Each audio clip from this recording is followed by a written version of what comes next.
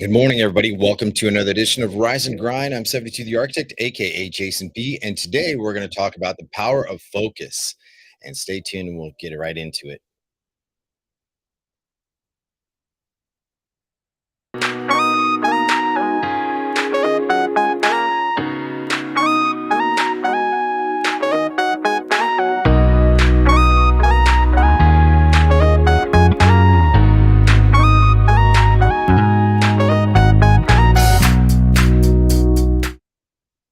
Well, everybody, hey, it's August 1st, 2022, and we're gonna get right into the daily Stoic and the topic of the day, the power of focus.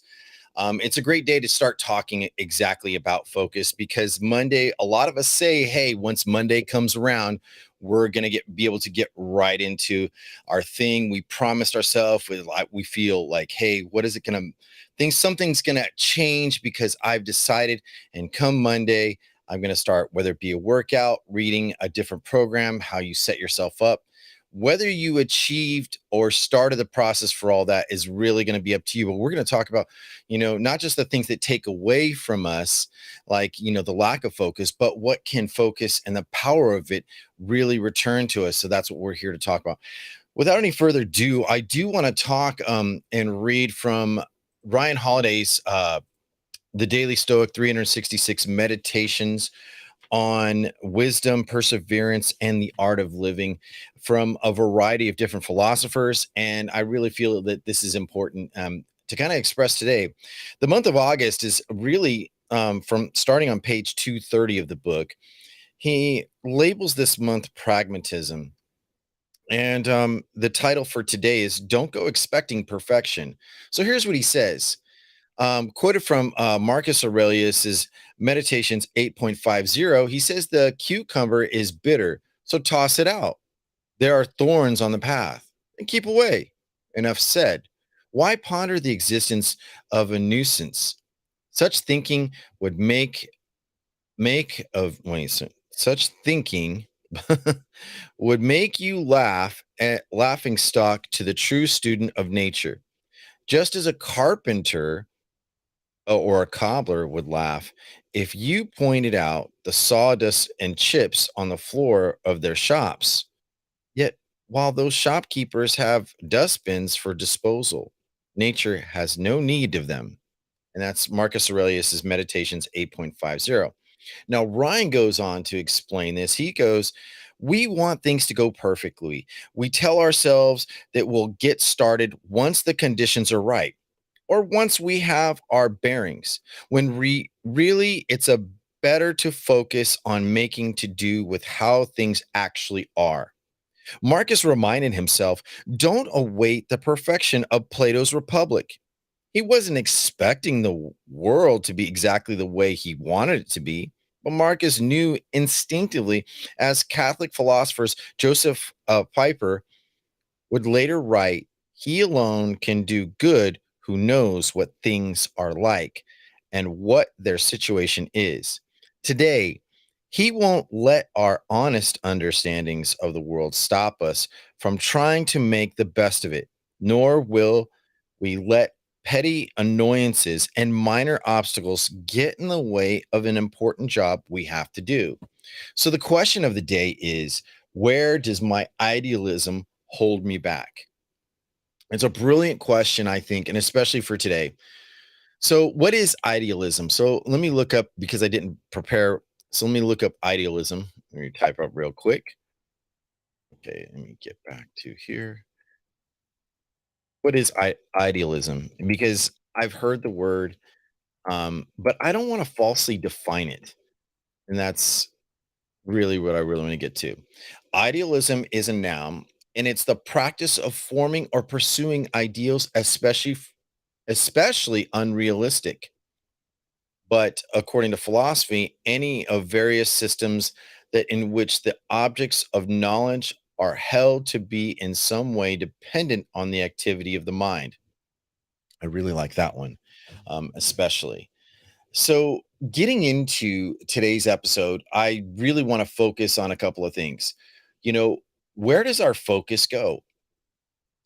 How many things are in our mind? That's where we have to go. So when we start our day, what are you thinking about? Are you thinking about, do I need to get the kids off to bed? Do I need to hurry up and get my coffee made? Are my clothes prepared? There's a lot of different things about how we start our day, whether from children, young adults, and even seniors, those who are in retirement. The value of our life in which we operate, right? So when we think about these things, it's like, are we really doing ourselves justice in the long term? And are we permitting ourselves to do the right things?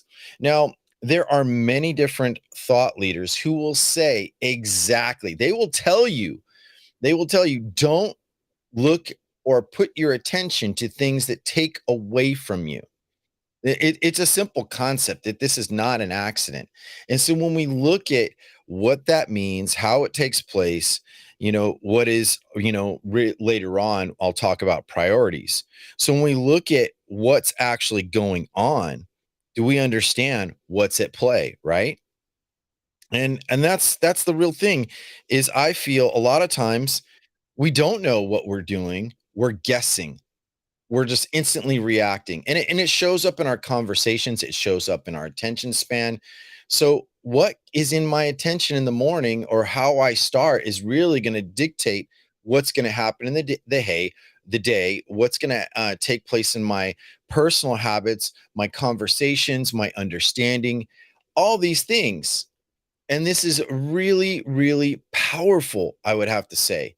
The power of your focus begins with the level of attentiveness, attention to detail, right? A lot of us will tell people, we'll give advice of how to get organized, how to get focused. Don't sweat the small stuff. Well, we really have to look at ourselves before we look at others. If I were to go and tell you how to begin your day and how to treat yourself and other people, would you really, really take it in consideration for the best of you, right? It's very, very important in my book, because when I look at, you know, um, what matters to me most, I can tell you what didn't matter. Um, Idle gossip. Does it matter?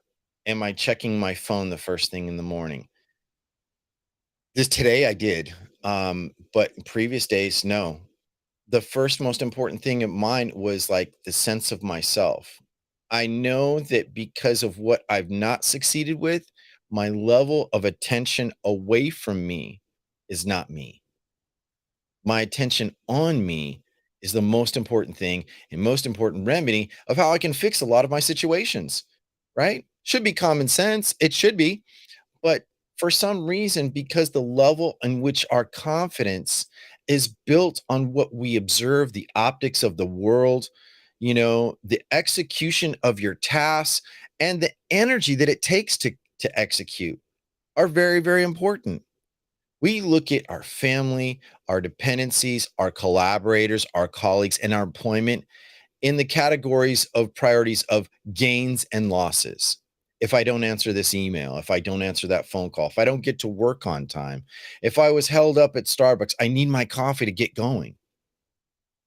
Your itemized list of priorities really dictates a lot. But what is the priority? Is it really your family first before you? Is it your work? Is it the meeting that you know that it's absolute you've been saving up or you've been stressing about? Where is me in all of this? The self, right? The matters I see that matter, that are important and not important, and those that don't, like I said. And then that it brings into the next big, really, really big piece in all of this. The really biggest piece of all of this is your duty. Now, what is a duty? It's a task or action that someone is required to perform. So if I told you the sense of self is the most important thing that you could say, most of you would probably agree. Some might say no, it's really how my family gets to their to and fro's, and and then me. Let me make sure, my kids are too young to make decisions for themselves, or they're in their adolescence of immaturity. So I have to be the shot caller. I have to, but so many of us want that choice, to give them the right game plan, the blueprint. So that's where it moves into my next critical point, the pivots and leverages of your choice. Because you have so many duties, because you have so many things that take place, where are you best suited, right? Where are you best at? Who's the matter the most? Like, hey, if I don't get this going, if I don't get up on time, stuff ain't gonna happen, right? But I really think that you go back to what Ryan happened to say, where does my idealism, let me go back to the question because I had it written out. Let's see, go back up. Where does my idealism hold me back? That means your false idols, the things that you put in a priority or a pedestal first. Where that led you is where your results are. So, how do we change all that? Which I think is very, very important. How do we change it? Where do we start? It becomes overwhelming in the long term. I could give you a game plan that would probably work for many of you, but not all of you. I don't, the circumstances of in which you live in is really going to dictate your priority list. So if I were to tell you getting a great night's sleep is probably the most important thing out of your day should take place. Yes, absolutely. If the priority of how you attend to your family, is the next most important. What if you don't have one? What if you're single? What if I changed it up and basically said, okay, what you eat, how you start, you can pivot whatever you want, cleaning your room, setting your calendar ahead of time, setting your tasks before you even start the next day, setting up for success, having a game plan. But like Marcus said, that not everything goes perfectly. We'll use that phrase, I'm not perfect. What we're really saying is look, I don't have the exact science of getting everything done, you know, good every single time or just flawlessly because there are things that interrupt our lives. So where do we really begin?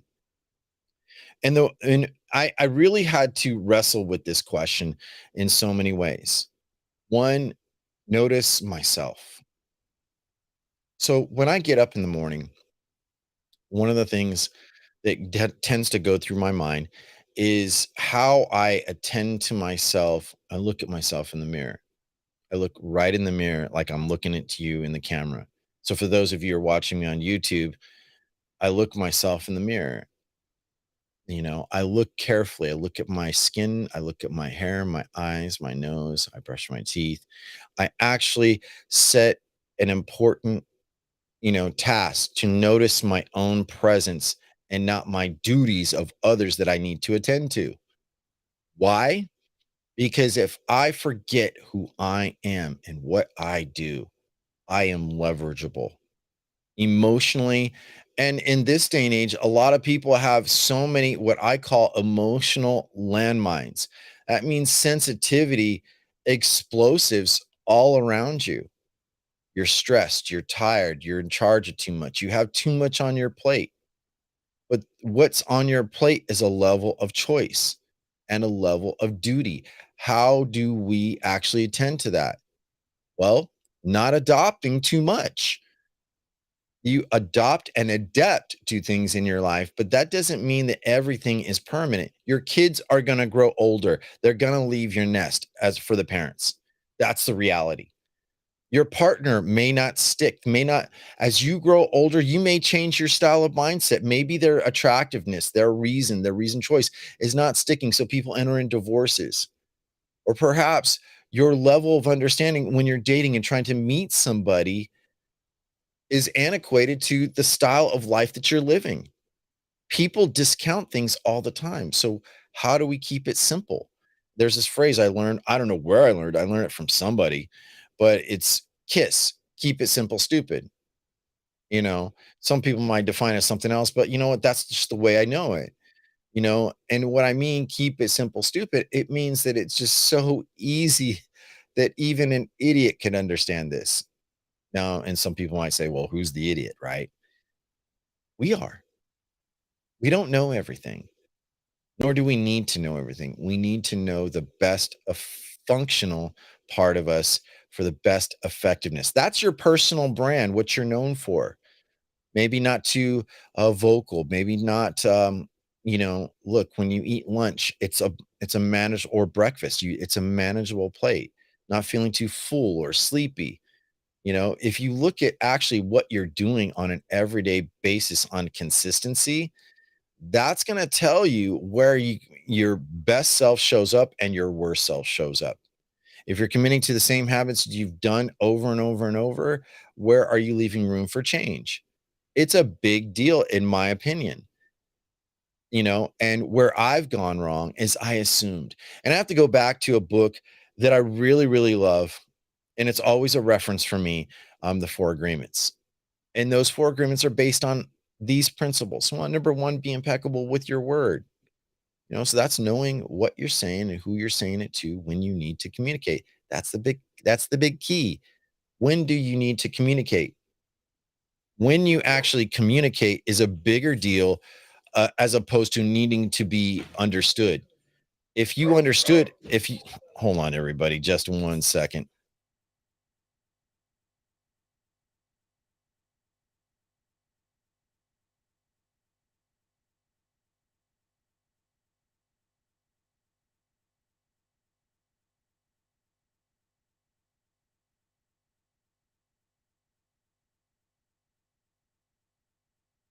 Okay, now I'm back to recording. Sorry about that. I had somebody at the door. Didn't mean to be interrupted, but that's okay. When we actually look at, just even that was a pivot I had to make. I left my door open, um, and someone wanted attention. It's like, okay, no, I'm recording. This is my attention. This is my focus. Because when I record and what I do and for how long I do it matters most to me. This is not only just a performance, but this is a living. Sometimes you got to filter out, those distractions. There's always going to be a ring. There's always going to be an email. There's always going to be a knock at the door. There's always going to be someone who needs your attention. But the best where you can put your focus at is your choices. Like I said, your choices matter to you more than they do to anyone else. And if anyone else ever tells you that your choices are really the biggest deal to their lives, then they prove my point. Their choice to attend to you, to get you to do what they want for them, the exchanges, the pivots, right? So when I say, how do I put it together? We put it together piece by piece, you know? And just remember that just because you go faster and you touch on everything doesn't always equate to the quality. One thing that I've learned, not just in martial arts or any discipline in my life, is that the repetition of going slower to where it's secondhand nature, as we say, hey, you make it look so simple or make it sound so easy. Of course, those are the optics. But here's what I will tell people: the level of focus to make it seem at ease comes at a price. The investment that you put into. Many of us say, I'm not prepared financially. I'm not, you know. So if I look at how I'm prepared for each day, is because I understood the price that be not being prepared. If I don't bring my best attitude to where I need it to be, then what do I have? I'm reacting to every single person I know. That gets exhausting. So it goes back to, the energy value, right? That's a big deal. A lot of us complain that we don't have enough energy. We don't, like I've said it to my girlfriend, and to others. Sometimes I wish there were three of me, to be able to handle all the things that I have that I'm in charge of. And that's where my duty really needs attentiveness, my priority list, right? Like, for example, I don't take any emails in business or personal until after 10 a.m. Where did I learn that? I was happening to listen to a lecture that Jeff Bezos was talking about. He says that I take no meetings or emails until after 10 a.m. I literally heard him say this in a clip. And I was like, wow, that is real power right there. The power of his focus. And he went on to explain about how, his family or his children, the attentiveness of his morning, the choice of those pivots. So when he gets to the office at 10 o'clock, or later, I mean, he is the boss, but still the boss has they have a different level of decision making, and so do you. Many of us want to be charged in like that so that we don't have to pivot to lower, like I have to, I need to, I should, I could, right? By really honing it back and saying, all right, like I said, I look in the mirror, I actualize myself. I look at even looking now in the camera, I'm actualizing myself. I see myself on the screen. It's important every time. And there are careful reminders throughout the day, whether I'm in my car, looking in the mirror, the bathroom, washing my hands. I smile. I put it into perspective. But how many of us are in a lack of being able to do that, right? It's hard. Of course it is. And if it wasn't hard, would it be worth it? I honestly feel that if it weren't truly worth it, we'd really suffer more consequences, and there are a lot of people who are expecting others to make bigger changes to make it all easy. It's kind of like, like in that quote that from Marcus Aurelius, you know, like why ponder the existence of a nuisance? Such thinking would make you a laughing stock or the true student of nature, just as a carpenter or a cobbler would laugh at it and laugh at you, pointing out that the sawdust and the chips on the floors of the shops. If you're paying to every single detail, where do you have the attention and capacity to be able to do your best? So, like I said, so going on to the four agreements, I said, be impeccable with your word. You know, don't take anything personal. This is where it talks about those landmines.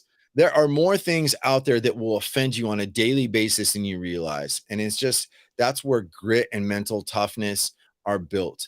You have to train. If someone tells you to read a book, gives you a self-help book like the Four Agreements, the reason why they're telling you this is because there is fulfillment in the disciplines and training of actualizing yourself, not pivoting every time someone bumps into you or may say something on accident. People have their own self-interest behind themselves, not yours.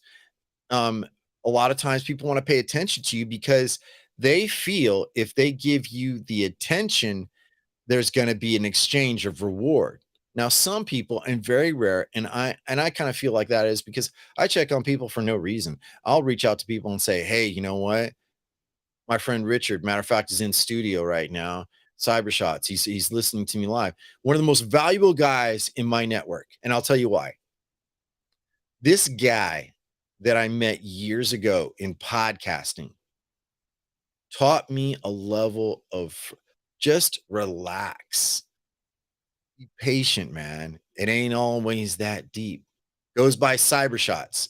One of my good friends, when I make blank canvas, which I haven't done in a while, but when I look at him and I listen to him, even though I'm the guy with like boom, boom, boom, boom, boom, priority after priority, I literally look at guys like him. It's not that deep and it's not that serious. Now, not to say that he doesn't have his problems, but but people like him in my network remind me sometimes it doesn't have to be that hard. It doesn't have to be that deep. My priorities is I get to the best of myself by not taking everything personal. The next out of the four agreements, the number three, don't make assumptions. We tend to assume according to the level of our optics, how we see everything, how we react to everything. If your assumptions, your presumptions are correct, good on you. But a lot of times they aren't. They actually end up offending people. Where we take those pivots and how we're offended, like I was talking before a group on Clubhouse not too long ago, and these guys were saying we need to get organized, we need to get in our and we need to put our culture first. And one of the ways that I've really learned and from Sun Tzu, from the art of war, is keep divide and conquer in the mind before in body. In the mind dictates where the body goes. If I get you to focus on the indifferences between the language I speak, the color of my skin, the financial position I'm in, guess what? The slave master, as they call it, doesn't have to do much work because you're too busy trying to figure out what he does. The level of your cooperation, the level of understanding of how you understand what you do best for you are exchanges with others too. I can't tell you how many times I have learned from people from wh- anywhere from India, UK, Brazil, Japan, all these different places around the world. And there are indifferences in the language. They may not speak English the best, but you know what? Their power of attentiveness, their power of their focus to exchange, to listen to me and me to listen to them gets me further. Those are the tools that you're going to use. Understanding your tools, and it doesn't mean that you can't address the inconsistencies, the problems, the politics. But here's the thing about that: those who peddle need to keep you dependent. In the 48 laws of power, it talks about how to keep people dependent. I believe it's law 11. Law 11 basically tells you keep them wanting of your attention. So if I pay attention to every single other person with those landmines and I take things personal and then I assume well, what they're going to do and how they're going to pivot, well, guess what? I've lost. Trust me, I've lost.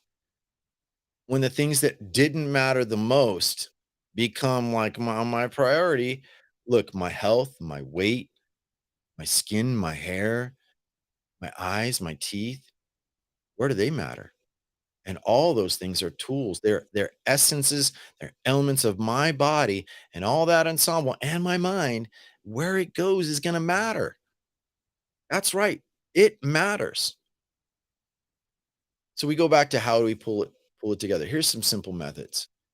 Actualize yourself. One. Number two, remember that manners matter. That means how you deliberate to other people, how you deliver to other people, how you trust other people, and what they're delivering to you. It's not all about you, but you're going to constantly exchange and no one's self-made. Number three, love thyself. Love thyself in greatness and essence and gratitude, because when you take yourself too seriously, you're looking on the outside, you're looking comparative and competitively. And it goes back to my friend Cybershots. This is why I promote him, is because by his example, he has an easygoing spirit and people gravitate to that. People want to go to the serious people like me at times because I make it look easy and the appearance is hey, I got it together. But that doesn't mean I don't face emotional problems. It doesn't mean that I don't have different pivots where I struggle with. I've struggled with it as being a dad. I'm very transparent about that. The hardest thing that, like, for example, this past weekend, I had to deal with was I went to counseling. I was supposed to go to, this joint counseling for me and my daughter. I haven't had a conversation with my daughter since the first week of April. And the counselor basically told me I can't force her to come. I can't force her to talk. So we're just gonna, and she's like, hey, let's be honest, because I kind of feel like you're bullshitting me, Jason. And then I had to ask her, I had to ask her, she's like, you sound so stoic or philosophical. You sound so deep.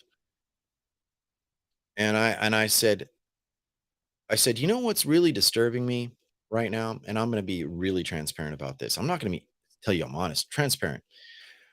I told her, I said, basically, I love my kids.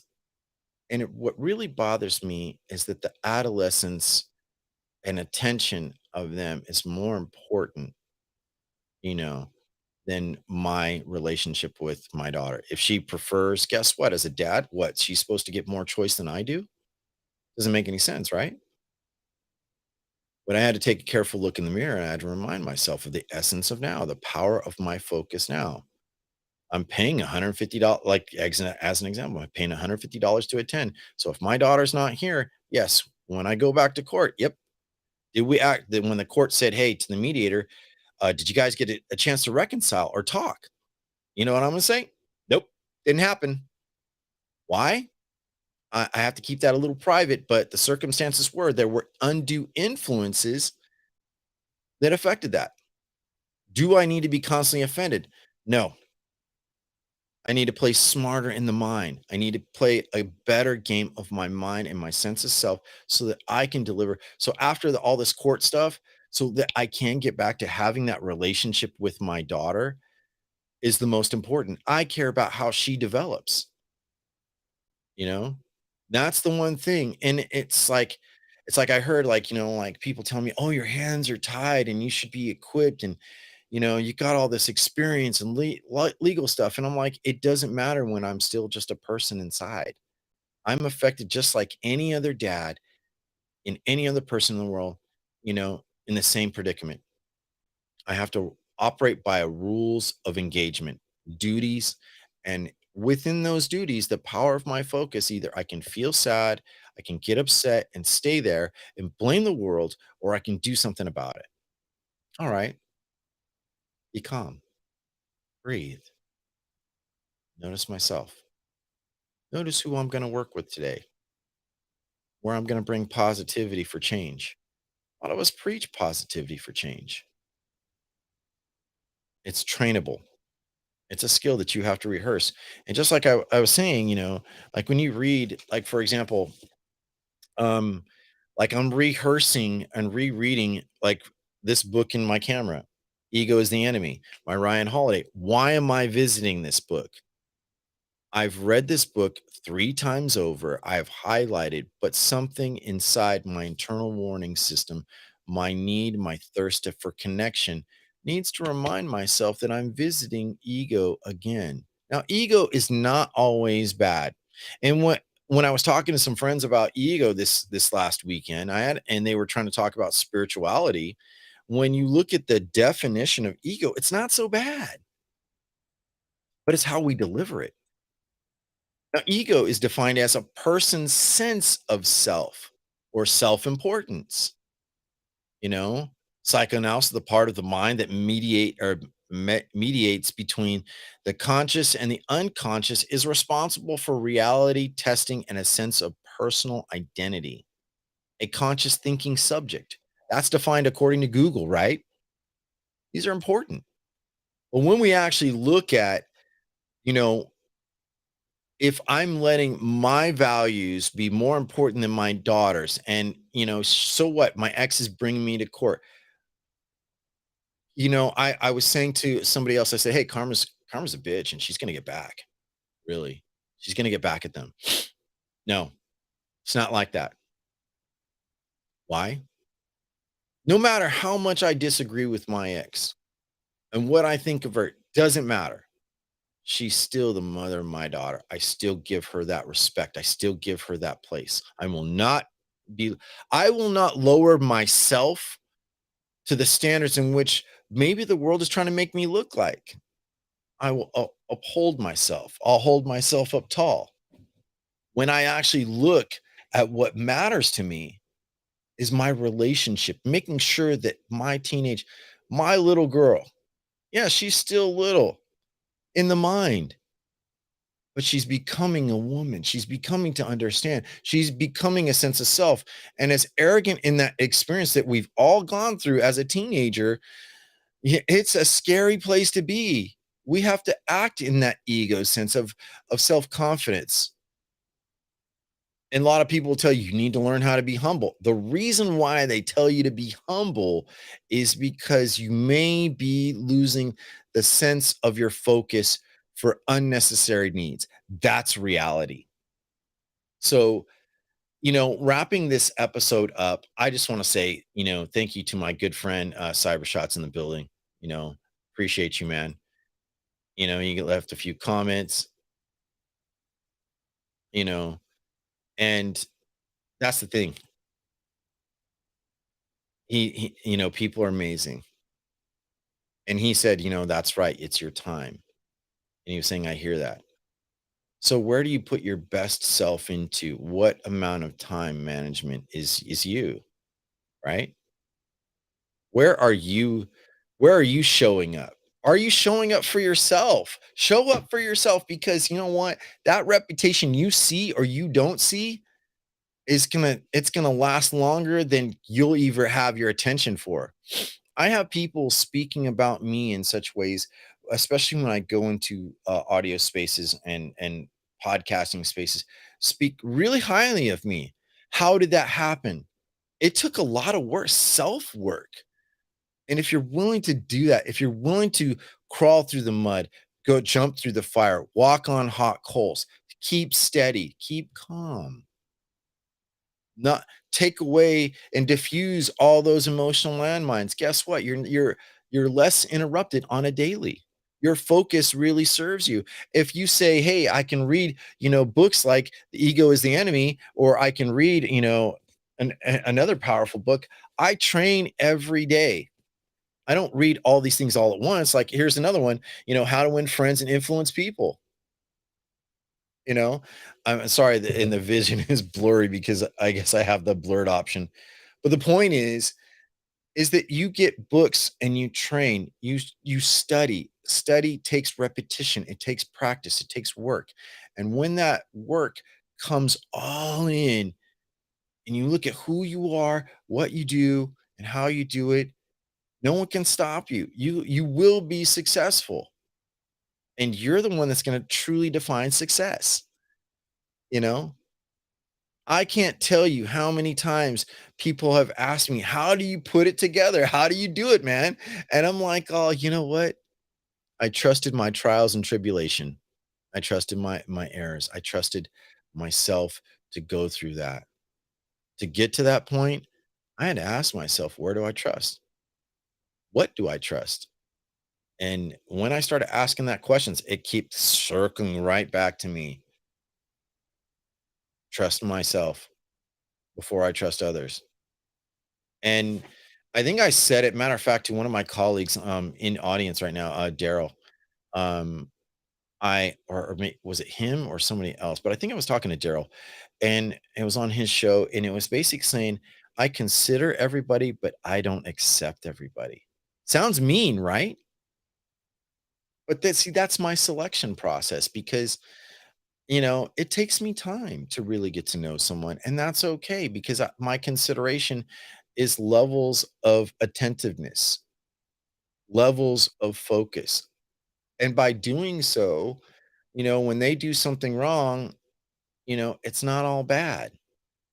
It doesn't it doesn't hurt me as much. So say like you screw up as a friend, that's on you. But if you're accused of screwing up and I feel strongly to come to your defense, that's on me too, if I choose.